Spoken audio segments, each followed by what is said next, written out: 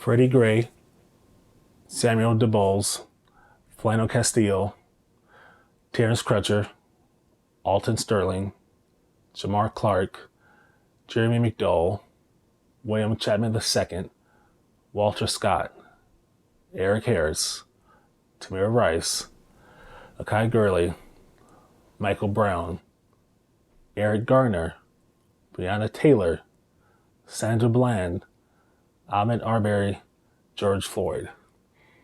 That list is so long I had to keep going back to it.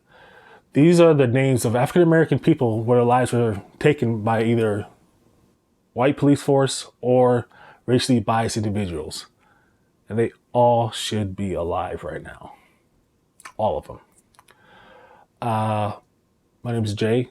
I work for the Crashman side, and I'm the co-founder of the POC Affinity Group. And we wanted to talk to you all about what happened the past few days and how we're feeling. And a lot of folks say, well, it's a tragic event. And yes and no. It's not enough. The fact to call it a tragic event would be kind of like ignore the system that exists in Minnesota and in Minneapolis, which were, Democrat, pro-blue. But the systems against Black people, Latino people, Asian people, Indigenous people, any disenfranchised community like this, it's stacked against you for decades at a time. And this is a system where people ask, well, was the suspect armed? I mean, how many times have we seen it on Facebook? They jump to, was he armed? Instead of asking, why aren't the police being held accountable? Why aren't they being held to a higher standard? Or why people say, why are we making this about race? Before they think, well, what happened to George Floyd was cruel, inhumane, and just wrong on every possible level.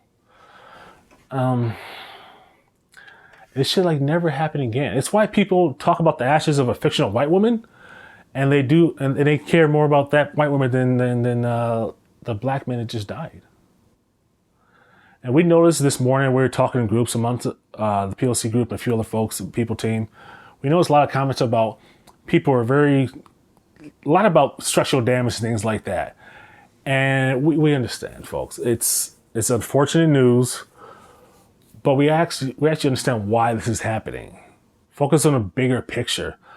Like the people that were looted yesterday, they got arrested. The cop that killed George Floyd, he's still at home. That's the bigger issue.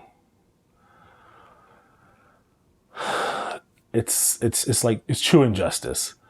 Material things can be replaced. It's buildings. Now we get it. I feel for the small businesses. Trust me, and I do understand. And you'll say, why? Well, because there's decades of racism, violence, and disinvestment in our communities going on today. Before all of us are born, and it's still going on today. Things can be rebuilt. Every building can be rebuilt. Even the small businesses that got ransacked, they got looted. It can't be rebuilt. It may not be easy, but it can. But you got to look at this they're still breathing. That business can be rebuilt. The life that was taken is gone. That life is fucking gone.